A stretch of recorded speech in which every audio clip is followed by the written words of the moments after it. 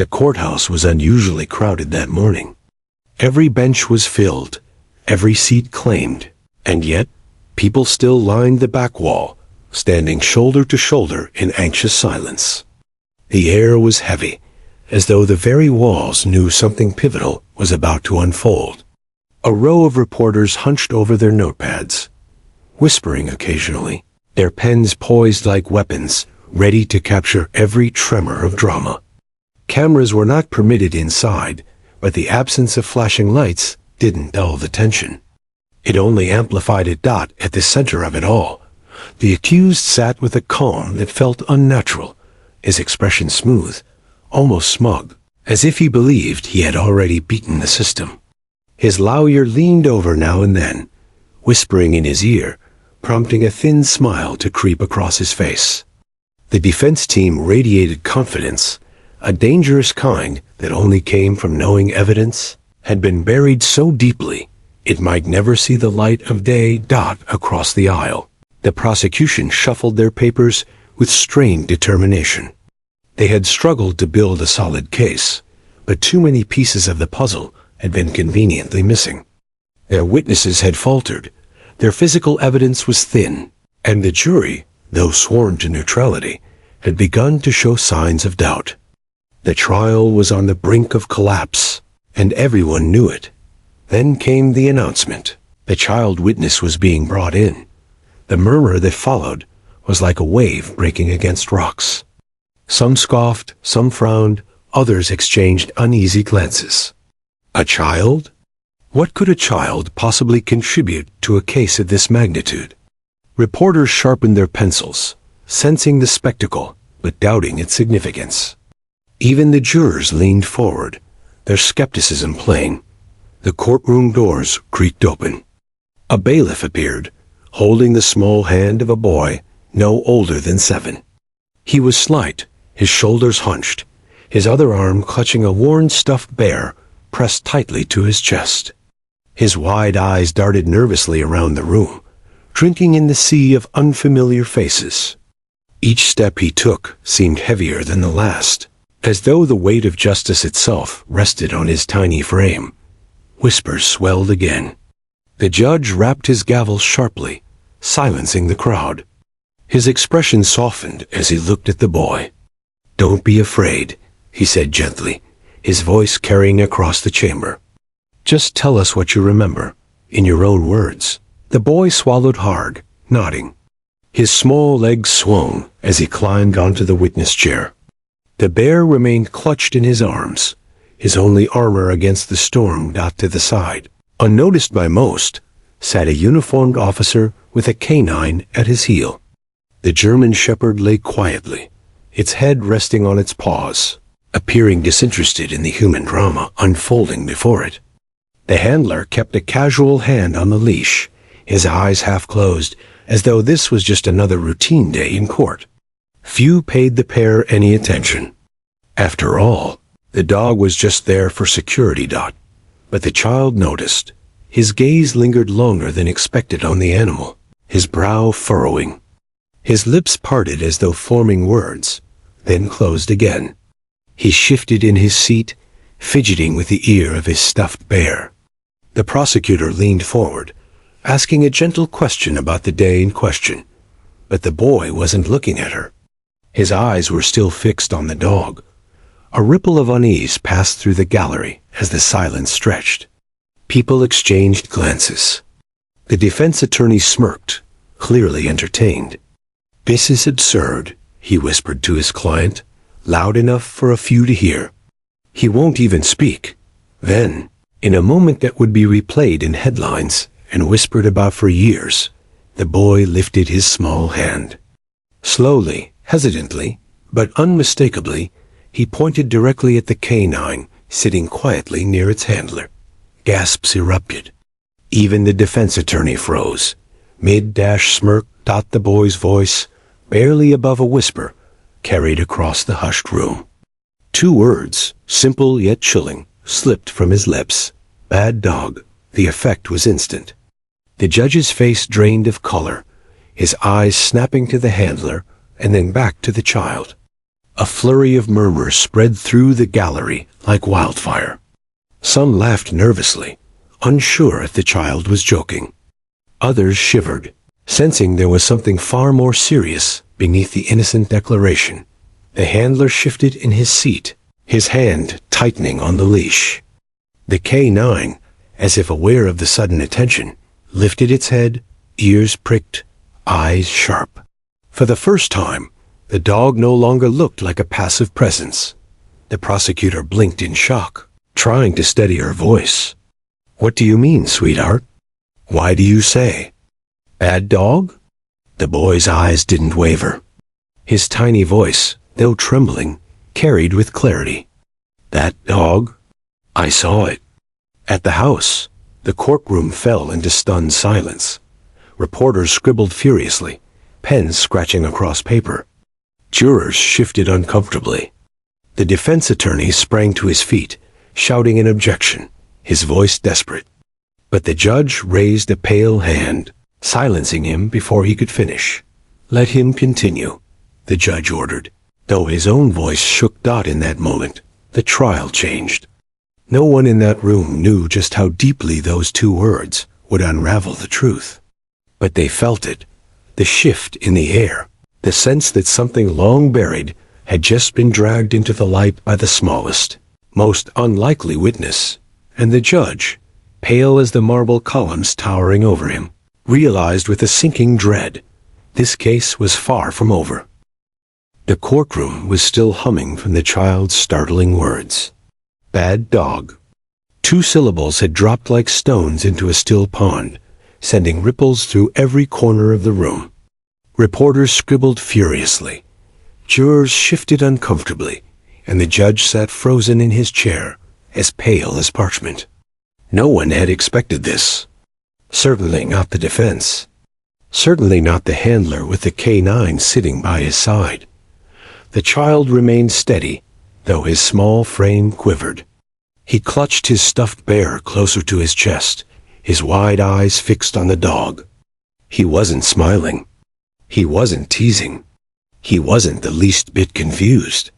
He knew what he had seen. The defense attorney sprang up like a coiled spring, his chair screeching against the polished floor. "Objection, Your Honor," he barked, his voice sharp enough to slice through the murmurs. This is nonsense. The boy is pointing at a service dog, for heaven's sake. He clearly doesn't understand what he's saying. The judge, still pale, lifted his hand. "Sit down, counselor," he ordered quietly, though his tone carried a weight that silenced the room. The defense hesitated, his mouth open to argue, but something in the judge's eyes stopped him. Slowly, reluctantly, he lowered himself back into his chair, muttering under his breath. The prosecutor rose, smoothing her skirt with steady hands that betrayed none of the adrenaline racing through her veins. This was unexpected. This was explosive. And if she handled it right, it could unravel everything the defense had worked so hard to suppress. "Sweetheart," she said gently, turning her attention back to the boy. "Can you tell us why you said that? Why do you think the dog is bad?" The boy's lip trembled, but his gaze never wavered from the K9. Because I saw him. That dog. At the house." A collective intake of breath echoed across the chamber. The house. Everyone in the room knew which house the child meant. It was the very heart of the case. The accused's property. The place investigators had searched, but claimed, yielded nothing of consequence. The defense attorney shot to his feet again. "Objection. Leading the witness. The child doesn't know what he's talking about." The judge's gavel cracked down, the sound reverberating like a gunshot. "Overruled," he said firmly. His pallor hadn't lifted, but his voice had hardened. "The witness will continue." The boy shifted in his chair, his small fingers twisting the ear of his stuffed bear. It was the same dog. I remember because he was barking. He barked at a door. A little door in the floor. The room erupted. Voices overlapped, reporters whispering furiously, jurors glancing at one another with wide eyes. a gallery buzzing with disbelief. The bailiffs stepped forward to restore order, their heavy boots striking the floor like warning drums. The judge's gavel slammed again. "Quiet, or I'll clear the courtroom."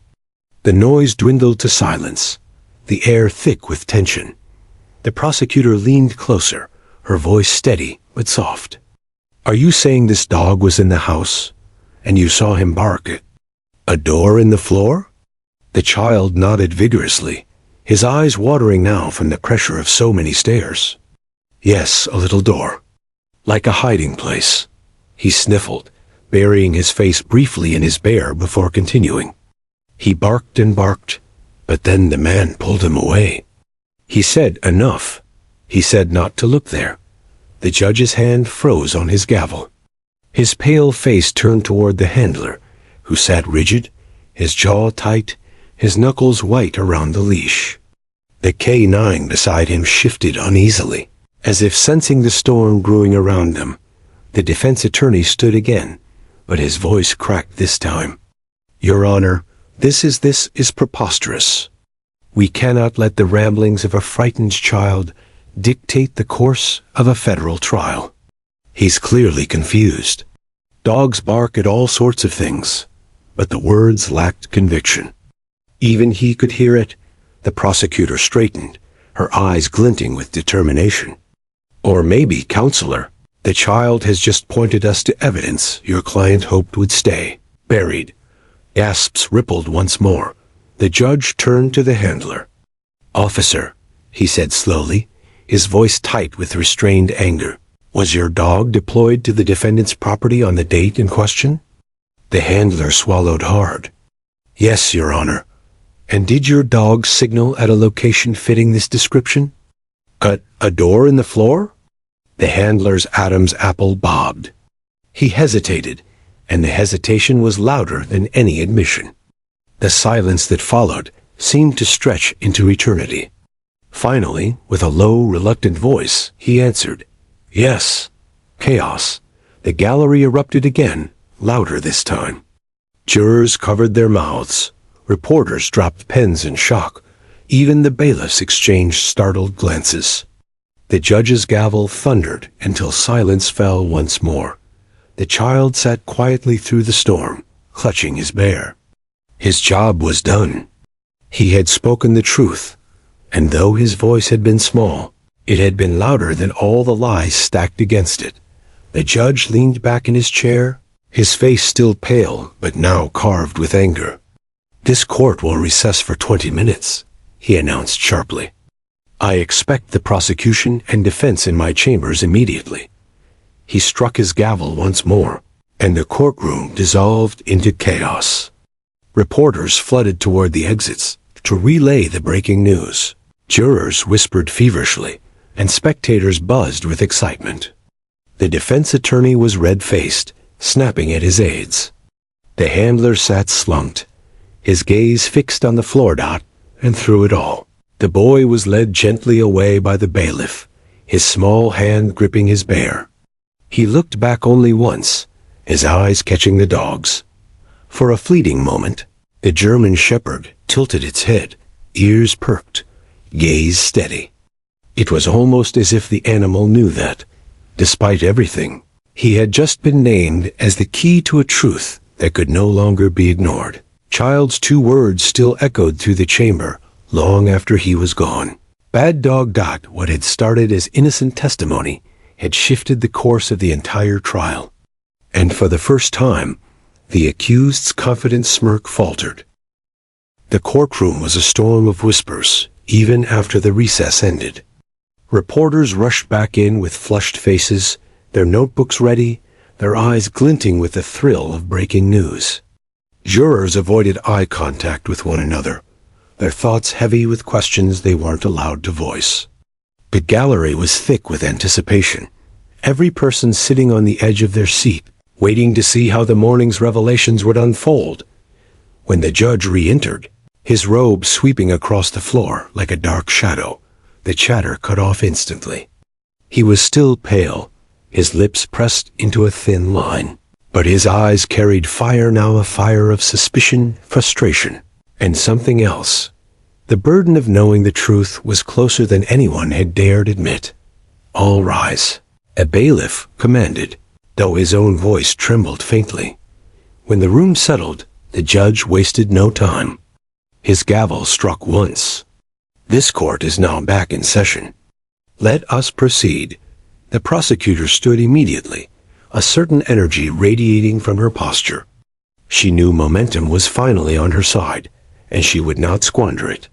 Your Honor, the child's testimony has raised serious questions regarding the integrity of the initial investigation. I move to question the canine handler under oath, right here and now, to clarify what has been deliberately left out of the official record. The defense attorney jumped to his feet so quickly, his chair nearly toppled over. Objection. This is outrageous. We cannot take the words of a child. Sit down, the judge snapped, his voice a whip. The objection is overruled. The handler will take the stand. A ripple of shock ran through the gallery. The canine handler, usually composed and confident, suddenly looked as though the weight of the room had tripled. His back stiffened, his jaw clenched, and his hand lingered on the dog's leash, a moment too long before he rose. The German shepherd padded obediently at his side, eyes sharp, as if it too sensed the mounting pressure. When the handler reached the witness stand, the bailiff swore him in. The words caught in his throat, but he muttered them nonetheless. His gaze avoided the judges, the prosecutors, even the juries. Officer, the prosecutor began, her voice steady. Please state for the record, was your canine deployed to the residence of the accused on the date in question? The handler shifted uncomfortably, his uniform seeming suddenly too tight. Yes, he admitted quietly. And did your canine signal by barking, scratching, or otherwise, at any specific location on the property? The silence stretched unbearably. The gallery leaned forward as one, waiting. The handler's hand twitched against the wood of the stand. Finally, he exhaled a sharp breath. Yes, at a small access point in the floor, near the back of the house. The courtroom exploded. Gasps, shouts, whispers, the sound of pens racing across paper. The defense attorney pounded the table with his fist, shouting objections drowned in the chaos. The judge's gavel slammed again and again, but order was slow to return. When the noise subsided, the prosecutor pressed forward, her eyes glinting with vindication. And yet, officer, your official report stated no such indication. In fact, your report claimed the search yielded nothing of note. Why is that? The handler's face flushed. He shifted again, glancing toward the defense table as though searching for invisible guidance. His voice cracked when he finally spoke. I was instructed not to include it. A collective gasp rippled through the room. Reporters nearly fell over themselves, scribbling it down. Jurors exchanged wide-eyed looks, though the judge immediately warned them to remain neutral. Instructed? The prosecutor repeated, her tone sharp. By whom? The handler's silence was deafening. He pressed his lips together, the veins in his neck bulging. His knuckles whitened as he gripped the edge of the stand. Answer the question, the judge demanded, his voice thunderous. The handler swallowed hard. My superior officer. He told me the signal was a false alert. Said it wasn't worth pursuing. The defense attorney shot up again, his voice shrill. Your Honor, this is hearsay. Nothing more. But the judge didn't even look at him. His gaze remained locked on the handler, his expression stony, pale, and furious. Are you telling this court that potentially crucial evidence was deliberately excluded from an official report? The handler hesitated, then nodded once. A small, broken gesture got the courtroom, descended into chaos again, louder than before. A juror covered her mouth with her hand. One reporter's pencil snapped in half, and spectators leaned forward, shouting accusations into the air. The judge's gavel boomed like cannon fire, demanding silence. When order returned, The prosecutor wasted no time. Your Honor, this testimony confirms suppression of evidence. We request immediate authorization for investigators to revisit the property, specifically the area the K-9 identified. The defense attorney tried again, his voice cracking under the weight of his client's faltering confidence. Your Honor, this is theater. It's speculation, nothing more.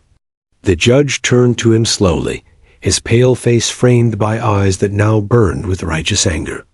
Counselor, what has just been revealed is no longer speculation. This court has reason to believe vital evidence was suppressed. Your objection is overruled. The request is granted. The gavel struck once, sealing the decision. The defense attorney slumped back into his chair, his confidence leaking out like air from a punctured tire.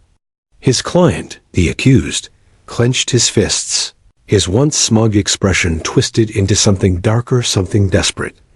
Meanwhile, the boy who had sparked it all sat quietly, with a social worker at the back of the room, his stuffed bear still clutched in his hands. He hadn't said another word since leaving the stand, but he didn't need to. His simple testimony had done what seasoned investigators, lawyers, and even judges had failed to do. It had cracked the facade. The K-9 lay at the handler's feet, eyes half closed, seemingly calm. But to many in that courtroom, the dog no longer looked like a passive presence. It looked like a silent witness, one that had tried to speak the truth in its own way, only to be silenced until the child's innocent memory resurrected its warning dot. As the judge called for a short recess to arrange the new search order, the atmosphere was electric. Every person in that room understood they were on the cusp of something monumental. The truth had been clawing its way out of the shadows, and now, finally, it had found its chance. But no one, not the jurors, not the reporters, not even the prosecution, was prepared for just how deep that truth would go. And the judge, still pale but resolute, sat back in his chair with the grim knowledge that justice had been hanging by a thread, saved only by the unlikeliest of voices, a child pointing at a dog. When the recess ended, the atmosphere in the courtroom was no longer tense, it was volatile. What had begun as a trial teetering on the edge of collapse had transformed into a firestorm. The jurors walked back to their seats, looking unsettled, whispering among themselves before the bailiff barked for silence. Reporters were jittery with excitement, ready to send headlines that would ripple far beyond the courthouse walls. And in the middle of it all sat the K-9 handler, shoulders hunched, his uniform suddenly looking less like a badge of honor and more like a shackle of accountability. The German shepherd at his feet rested quietly, eyes following the handler's every move, loyal but unaware of the storm its presence had unleashed. The handler avoided its gaze, as though the dog itself were judging him. All rise, the bailiff called again. The judge entered, his face pale but stern, eyes sharp with the weight of suspicion and betrayal. The room hushed instantly. When everyone sat, the prosecutor wasted no time. She stood with a fire in her stance. Your Honor, we request to continue direct questioning of the handler. The integrity of this trial depends on full transparency. The judge gave a single nod. Proceed. The handler's throat bobbed as he shifted in the witness chair. The microphone in front of him seemed suddenly too close, amplifying the ragged edge of his breathing. Officer, the prosecutor began evenly, you admitted under oath that your K-9 indicated at a hidden access point on the defendant's property. You also admitted this information was left out of your official report. I want you to tell this court who gave you that order. The handler's jaw clenched. His eyes darted toward the defense table, then to the gallery, before finally settling on the judge. My commanding officer, he muttered. Name, the prosecutor pressed. The handler hesitated. His palms were slick with sweat, his uniform collar suddenly tight. Lieutenant Morgan. The courtroom erupted again, the name echoing through whispers and gasps. Lieutenant Morgan had overseen the search. His spotless reputation had made the initial lack of findings seem believable. Now, his name was being dragged into the fire. The defense attorney bolted up. Objection. This is nothing but slander against a decorated officer. The judge's gavel slammed down. Overruled. The witness has sworn under oath. He will continue. The prosecutor leaned closer. So you're telling us, officer, that your superior instructed you to ignore your dog's alert and suppress that information? Yes, the handler whispered. Why? The handler's face twisted with anguish. He hesitated, his chest rising and falling quickly. The silence stretched long enough that the prosecutor asked again, her voice harder. Why? Finally, his voice cracked.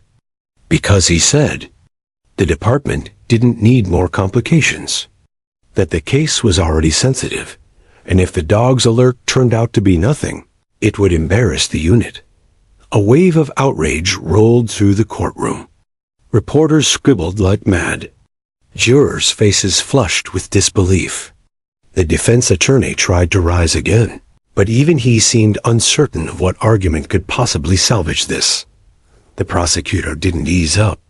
Officer, isn't it true that dogs like yours are trained specifically to identify scents tied to evidence, whether drugs, explosives, or human remains? Yes, he admitted. And isn't it true that such alerts are rarely false? Less than 5% of the time? The handler nodded reluctantly. That's correct. Then your dog's alert at the accused's home was highly likely to be valid. And you buried it. Isn't that true? His shoulders slumped. Yes. The jury collectively inhaled. The judge leaned forward, pale as ever, but with his eyes glinting like steel. Officer, you do realize that by suppressing that information, you compromised not only this case, but the very justice system you swore to uphold? The handler's voice broke. I was following orders, Your Honor. The judge's response was cold. That excuse has been used too many times in history to justify the unforgivable. The gallery buzzed, but this time no gavel was needed. The judge's words had cut the noise down on their own.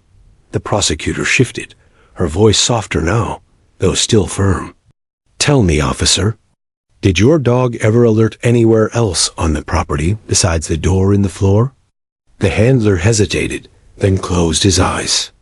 Yes, in the basement itself? He scratched at one of the walls.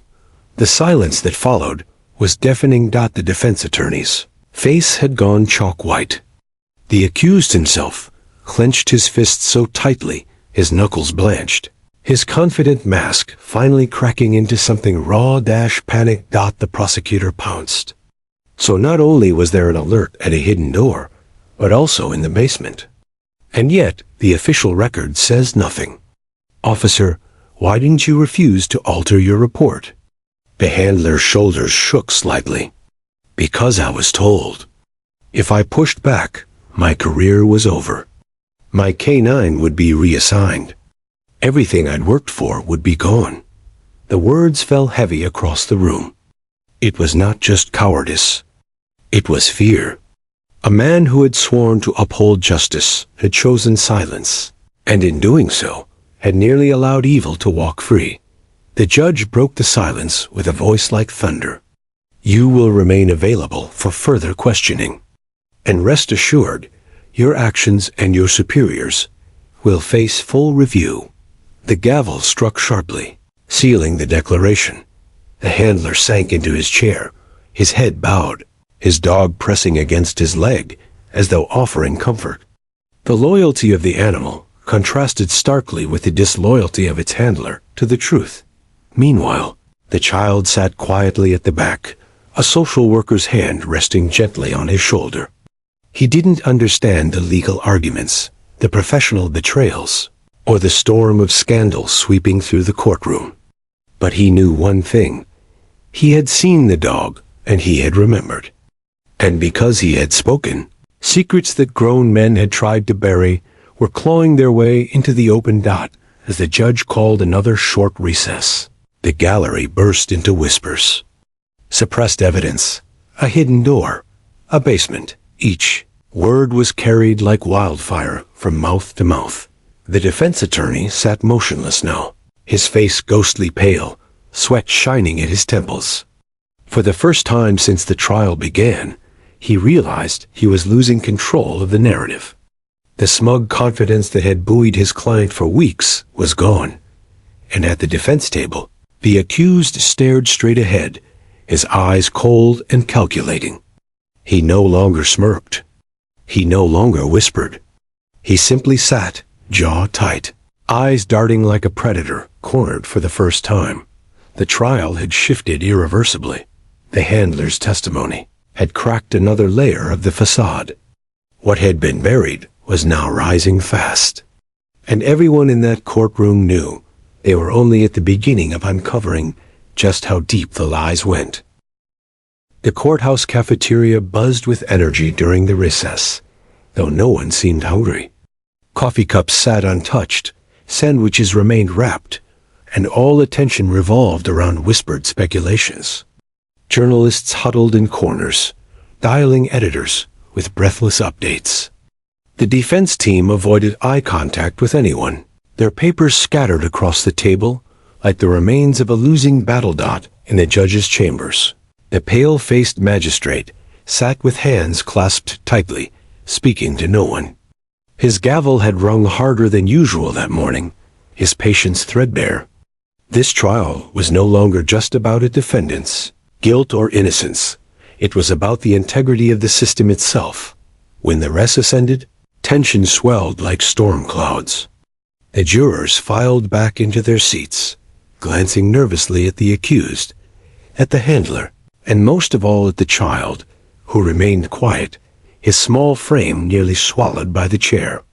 The K-9 lay calmly beside its handler, unaware that it had become both a hero and the center of the controversy. "All rise," the bailiff barked again. The judge entered with the solemnity of a man carrying the weight of an entire institution. He did not sit right away. Instead, he looked out over the courtroom and spoke. "This trial has raised grave concerns about the conduct of law enforcement. As of this moment, I am authorizing an independent review of evidence related to the K-9 unit's findings. This includes any physical searches, reports, or items potentially omitted." The declaration electrified the room. The defense attorney leapt up, sputtering. "Your Honor, this is highly irregular. The integrity of the original investigation must—" The judge's gavel slammed down. "Silence, counselor. Integrity is precisely what's at stake." The prosecutor rose. "Thank you, Your Honor.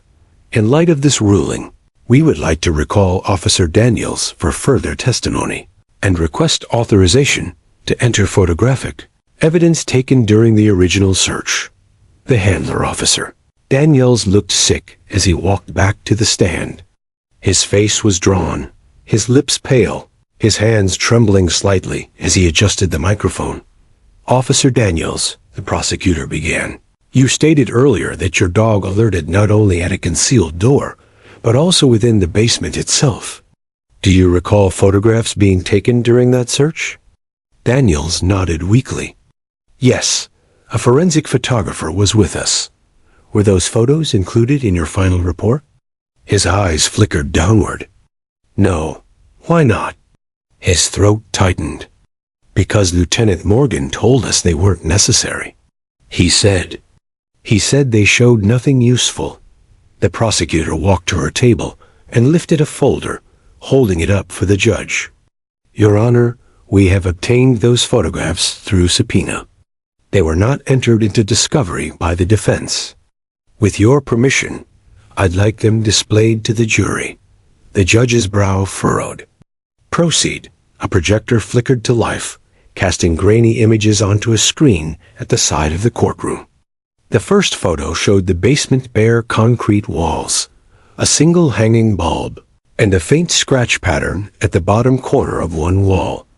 "Officer Daniels," the prosecutor said, pointing, "do you recognize these scratches?" Daniels swallowed. "Yes, that's where my dog alerted." The jurors leaned forward. The scratches were unmistakable, clustered in jagged arcs, where claws had raked again and again. Another photo appeared. This one showed the floor of the basement. At first glance, it looked plain, but a closer look revealed faint discoloration. As though the concrete had been disturbed and resealed, the gallery erupted into whispers. The defense attorney shot up, shouting objection. These photos prove nothing, they're circumstantial at best. But the judge's voice cut through sharply. Overruled. The jury will determine their weight. The prosecutor's voice was steady but fierce. Officer Daniels, had these photos been included, would they have supported your canine's alerts? Yes, he admitted quietly. And if they had been suppressed, as we now see they were, that would constitute deliberate concealment of potential evidence, correct? He looked broken as he whispered, correct. The jurors' faces were pale, some shaking their heads in disbelief. The weight of the truth pressed down on every soul in the room. The prosecutor pressed on. One more photo, Your Honor. The final image appeared, the concealed door, half hidden beneath a rug, faint dust outlining its seams. No one in the courtroom could deny what it was. A door meant to stay hidden. Gasps swept the gallery. The child in the back shifted slightly, eyes wide, recognition sparking again as he clutched the social worker's hand tighter. The judge leaned forward, his voice low and dangerous. This was never disclosed? No, Your Honor, Daniels admitted. The silence that followed was suffocating. For the first time, the accused at the defense table looked visibly shaken. His mask of arrogance had slipped entirely, replaced by a shadow of panic. His hands fidgeted on the table, his leg bouncing with restless energy. The prosecutor closed the folder. Ladies and gentlemen of the jury, you have just seen with your own eyes what was hidden from you. These are not theories. These are not stories. This is evidence the defense never wanted you to know existed. The defense attorney stood abruptly, shouting about mistrial and contamination, but his voice was drowned by the gavel slamming. Sit down. The judge roared, his face thunderous. If you continue to disrupt these proceedings, I will hold you in contempt. The courtroom fell silent again, the only sound the faint hum of the projector cooling down. Officer Daniels sat trembling, his career in ruins, but his conscience lighter than it had been in years. The child watched him with wide, innocent eyes, not fully grasping the complexities, but sensing something monumental had shifted. For the jury, the photographs were more than images. They were a betrayal made visible. What had been whispered suspicion was now undeniable fact. As the session drew to a close for the day, the judge spoke once more, his voice heavy with finality. We will adjourn until tomorrow. But let it be clear, this court will uncover the full truth, no matter how deep it has been buried. The gavel struck. The jurors stood, their faces pale, some exchanging glances that revealed the dawning certainty of what lay ahead. The accused stood as well, but his usual composure was gone. He whispered furiously to his attorney, his movements sharp and frantic, like a predator realizing the walls of the cage were closing in. The gallery erupted in chatter as people spilled into the hallways, reporters racing to be the first to break the news. Suppressed photos reveal hidden door in defendant's basement. And in the corner of the courtroom, the canine stirred, stretching its legs before lying back down, calm and steady. The dog didn't know it had reignited the case, cracked open secrets, or made the judge pale. It only knew one thing. It had done its job. But for the humans trapped in the storm, the truth was just beginning to surface. And what lay beneath promised to shake not just the trial, but the entire city. The following morning, the courthouse was swarmed. News vans lined the street like vultures circling a carcass, their satellite dishes pointed skyward. Reporters jostled for space, shouting updates into microphones, while curious locals gathered to catch a glimpse of history unfolding. Something about the words hidden door had struck a nerve in the public imagination, and whispers of what might lie behind it spread like wildfire. Inside, the air was thick with unease. Jurors avoided meeting anyone's eyes, carrying the weight of what they had seen in those photographs. The accused sat rigid at the defense table, jaw clenched, his attorney whispering frantically in his ear. He didn't smirk anymore. His mask of arrogance had shattered into something far more dangerous: desperation. The judge entered, his gavel striking with an edge sharper than the day before. This court is now in session. Before we continue with testimony, I have ordered that the concealed door photographed in the defendant's basement be examined immediately by independent investigators. The findings will be admitted into evidence without delay. Gasps rippled through the room. It was a rare move, bypassing weeks of procedural red tape. But this case was no longer ordinary. The prosecutor nodded firmly. "Thank you, Your Honor. The truth cannot wait." 2 hours later, a live feed flickered onto the courtroom's projector screen. The jury, the judge, the gallery. Everyone leaned forward as a team of forensic investigators entered the defendant's home, cameras on their shoulders. The basement appeared first, cold concrete, single light bulb swinging slightly, the faint scratches at the base of the wall clear for all to see. The courtroom was silent, every breath held. One investigator knelt at the floor, pulling back the rug to expose the outline of the door. Dust rose in lazy clouds, caught in the beam of the flashlight. Tools clattered as they set to work, prying at the seams. The wood groaned under the strain, decades of silence resisting one final time before cracking open with a sharp, echoing snap. The hidden door swung wide. The camera panned over the opening, a narrow stairway, steep and choked with dust. Cobwebs clung thick to the corners. The smell of damp earth and rot wafted up, making even the jurors in the courtroom wrinkle their noses in disgust, though they weren't physically there. The lead investigator stepped carefully down, flashlight beam cutting into the darkness. The camera followed. The first thing it revealed was the floor dirt, uneven, scuffed in places where heavy objects had been dragged. Then the walls, not bare stone, but crudely paneled wood, discolored with age. A sickening sense of secrecy radiated from every inch of the hidden chamber. Then came the discovery that froze the courtroom cold. Against one wall stood a series of boxes, stacked haphazardly. The investigator pried one open. Inside lay children's clothing, tiny shoes, shirts, dresses folded neatly but stained with time. Gasps erupted in the courtroom. The child in the back whimpered softly, clinging tighter to the social worker's arm. The judge's knuckles whitened as he gripped the bench. Another box was opened. Inside were toys. A stuffed bear missing an eye. A plastic truck with chipped paint. Dolls with tangled hair. The gallery broke into horrified whispers. Reporters scribbled furiously, some too shaken to lift their pens. The prosecutor's face was ashen, her eyes blazing. "Your Honor, I believe the significance of these findings speaks for itself." The defense attorney shut up, his voice trembling. "No. Objection. This is prejudicial.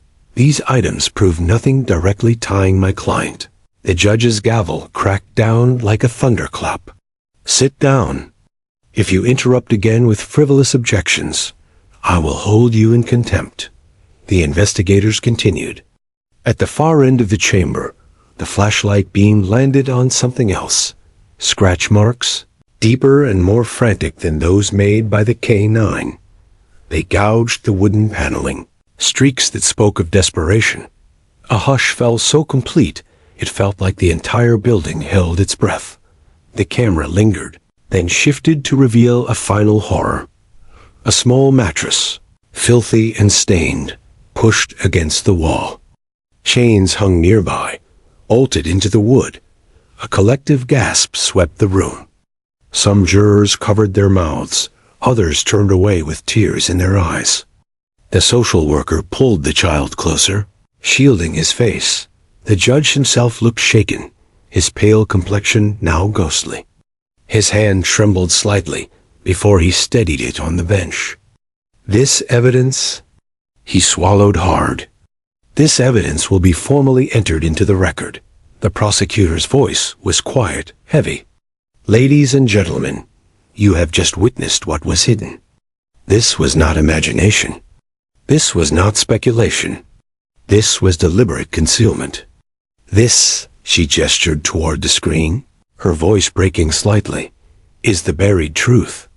The defense attorney tried again, desperation dripping from every word. Your Honor, none of this has been forensically analyzed. We cannot assume. But the judge cut him off with fire in his eyes. We can assume nothing.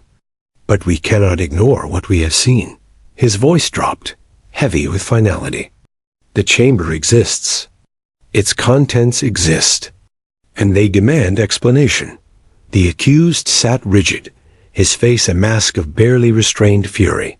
His fingers drummed against the table, his eyes darting wildly, calculating, desperate.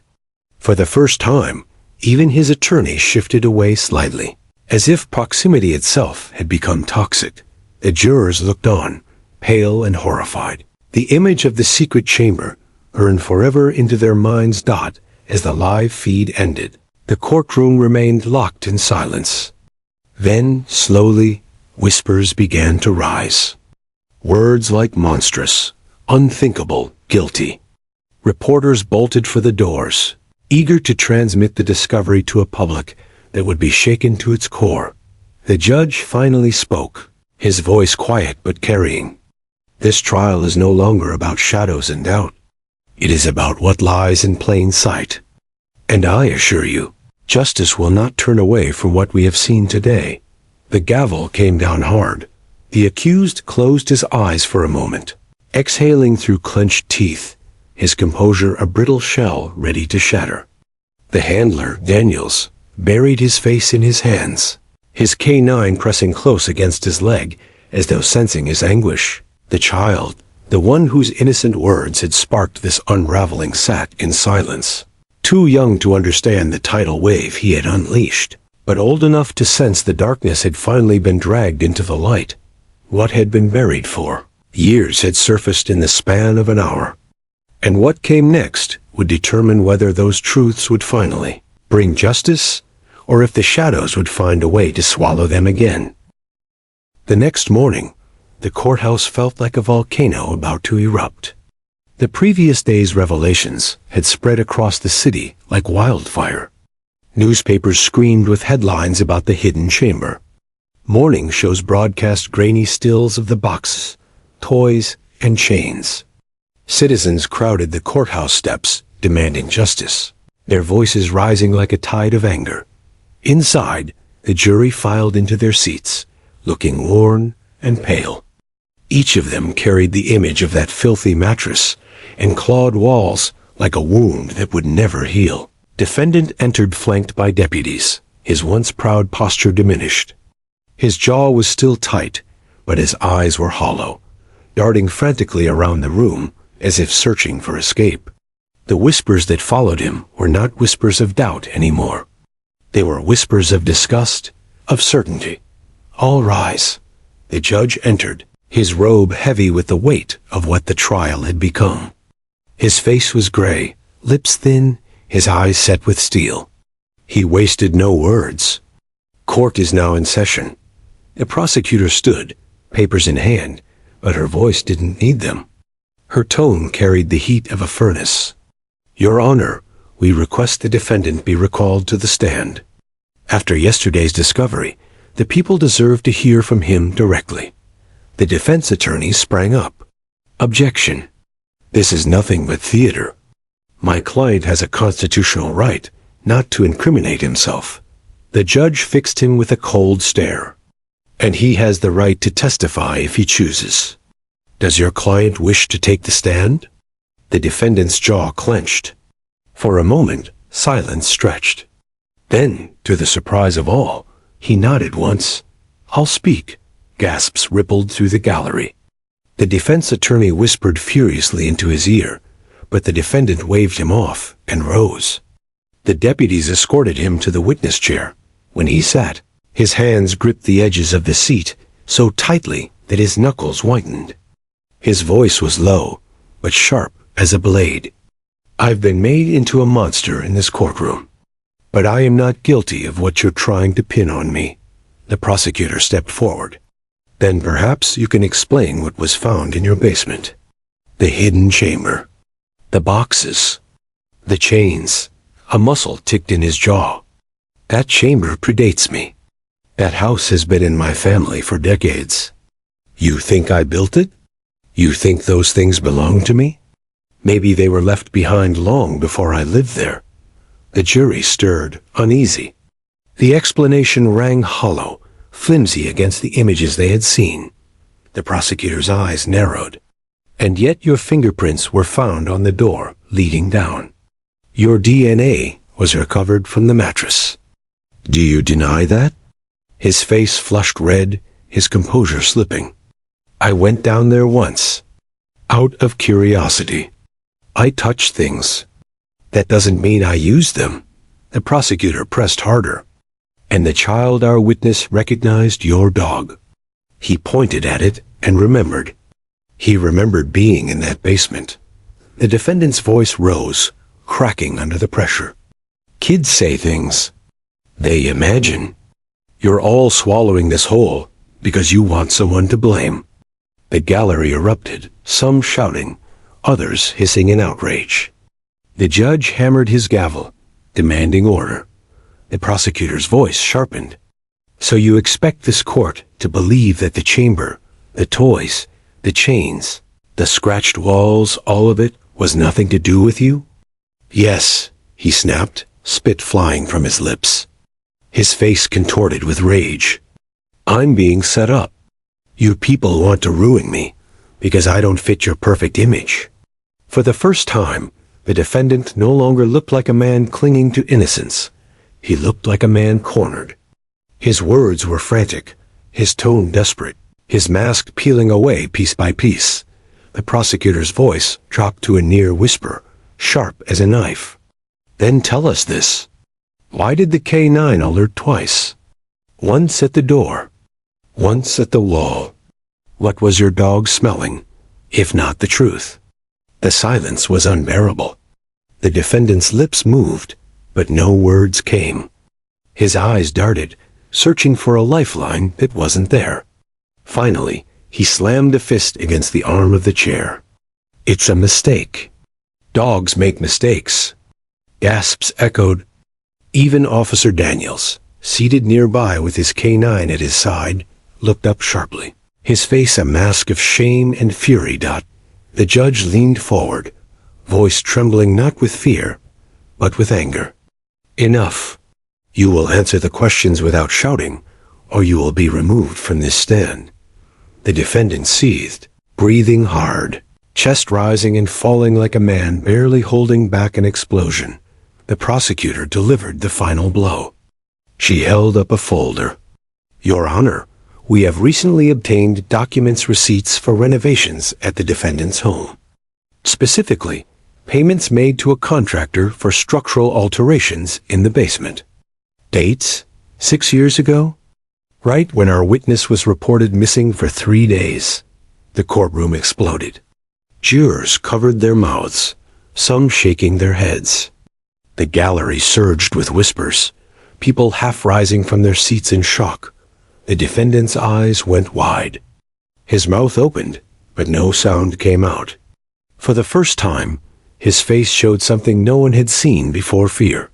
The prosecutor's voice cut through the chaos. "Ladies and gentlemen, this man didn't inherit that chamber. He built it. He hid it. And he thought no one would ever find it. But the truth always surfaces." The judge's gavel hammered down again and again, struggling to restore silence. The defendant slammed his hands on the stand, his composure finally shattering. "You don't understand," he screamed. "You don't know what it's like." He stopped, choking on his own words, realizing too late he had said too much. The courtroom fell into a stunned hush. The prosecutor stepped closer, eyes locked on him. "Then tell us, What is it we don't understand? But the defendant clamped his jaw shut, sweat rolling down his temple, his eyes darting wildly. His attorney begged him in a whisper to stop speaking. The judge's voice, icy and final, broke the silence. This testimony is concluded. The jury has heard enough. The deputies moved forward, guiding the defendant back to the table. His steps were uneven, his shoulders hunched, his face flushed with the panic of a man who had dug his own grave. The jurors stared at him now, not with doubt, but with certainty. They had seen the chamber. They had seen the photographs. They had seen his mask fall away. And for the first time since the trial began, the defendant looked like what he truly was. A man cornered by the truth. The gavel struck once more. Court is adjourned for the day. The crowd spilled out into the hallways, a storm of voices. Reporters shouted into cameras. Defendant crumbles under cross-examination. Renovation records reveal hidden chamber built by him. Inside, the defendant sat slumped, staring at nothing. His attorney whispered frantically, but he no longer seemed to hear. His kingdom of lies had begun to collapse. And in the corner, the child clutched the social worker's hand.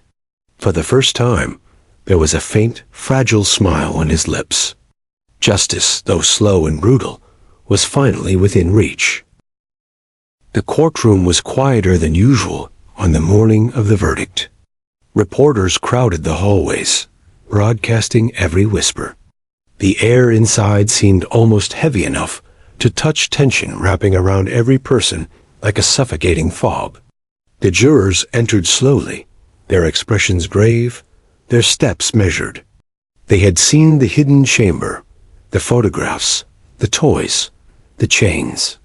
They had seen the defendant crumble under questioning. The accused entered last, flanked by deputies, his expression a mask of forced calm. But even his most practiced facade could not hide the exhaustion etched into his features, the sleepless nights, the gnawing fear, the collapse of his carefully constructed world. His attorney whispered urgently at his side, but the defendant barely heard him, lost in the whirlwind of what had already been revealed. "All rise," the bailiff called. The judge entered, his robe sweeping the floor like a dark promise. He paused at the bench, scanning the courtroom with his steely gaze. His lips were thin, his pale face taut with the weight of responsibility. "Be seated," he commanded. The silence was absolute. Every eye was fixed on the judge as he cleared his throat. "Members of the jury, have you reached a verdict?" The foreperson, a middle-aged woman with tired eyes, rose slowly. Her hands trembled slightly as she held the folded piece of paper. "Yes, Your Honor, we have." The judge nodded. "Please read the verdict aloud." Her voice was steady, but it carried the weight of what had been decided. "We, the jury, find the defendant guilty on all counts: conspiracy, kidnapping, and child endangerment." A gasp rippled through the courtroom. Some spectators covered their mouths, others wept openly. The accused's face drained of color, his jaw dropping slightly in disbelief. His attorney sank into the chair, pressing both hands to his face. Unable to speak, the judge's gavel cracked down, demanding order. Order! Order in the court! The prosecutor's eyes gleamed, but her expression remained composed. She had seen justice delayed for too long, and now it had finally been delivered. She turned slightly to the media, her lips barely moving. "The truth has prevailed." The canine handler, Daniels, sat quietly in the corner. His dog rested obediently at his side, ears perked and alert. He had played a reluctant role in the unraveling of this case, but he could finally allow himself a measure of relief. Justice had been served, and this time it had been guided by truth rather than fear. The child in the back, clutching the social worker's hand, let out a small sigh. His eyes were wide and bright, reflecting a mixture of relief and bewilderment. He had been small, quiet, and overlooked at the start, but his words, two simple words, had set in motion the chain of events that led to the discovery of the hidden chamber. Bad dog. 2 words that had changed the course of a life, a trial, and a city's perception of safety. The accused was led away, hands cuffed, shoulders slumping under the weight of his own guilt. His confident smirk was gone, replaced by the hollow stare of a man who had finally seen the consequences of his actions. He passed by the jury, who barely looked at him, their expressions cold and unwavering. The judge leaned forward, voice heavy and deliberate. Let this serve as a reminder that the pursuit of justice is never simple, never without challenge. But truth has a way of surfacing, no matter how deeply it is buried. Outside the courtroom, a crowd had gathered. People cheered, some wept, and reporters swarmed with cameras flashing. The story had become more than just a trial. It had become a symbol. The community had witnessed the uncovering of secrets hidden behind locked doors, the courage of a child speaking the truth, and the persistence of those unwilling to turn away from evidence that screamed for attention. The social worker guided the child through the press, careful to shield him from the frenzy. Flashbulbs popped, microphones were shoved near, and reporters murmured, "How did you know? What did the dog do? Did you feel scared?" But the child only nodded shyly, holding his bear tightly. The answer had always been simple. He had seen what others missed, remembered what others ignored, and pointed. Daniels and his canine exited quietly. The dog trotted beside him, calm but alert. He had been part of a system that had tried to silence the truth, but in the end, the animal had fulfilled the role he was born for, revealing the unseen, alerting the overlooked, and aiding in the discovery of a hidden reality. In the following weeks, the story dominated headlines. The hidden chamber was cataloged by investigators. The photos were published in papers across the nation. The child's words were celebrated, the handler commended for honesty despite earlier suppression of evidence, and the defendant's complicity and careful concealment were dissected in court records for future prosecutors to learn from. At home, the child finally returned to a safe and warm environment, his parents relieved, but forever altered by the knowledge of what had occurred. He still clutched his bear, a silent reminder of the moment his voice mattered. That 2 words could pierce through lies, corruption, and fear, ultimately reshaping a trial that had seemed lost before it began. The courthouse itself returned to a semblance of normalcy, though the walls seemed permanently etched with the memory of that trial. Staff and jurors often spoke quietly about the day justice prevailed, about the courage of the young witness, and about the dog who had led them all to the hidden truth. Even years later, the story was retold not merely for its shock value, but for the lesson it carried. Vigilance, honesty, and courage can illuminate the darkest corners.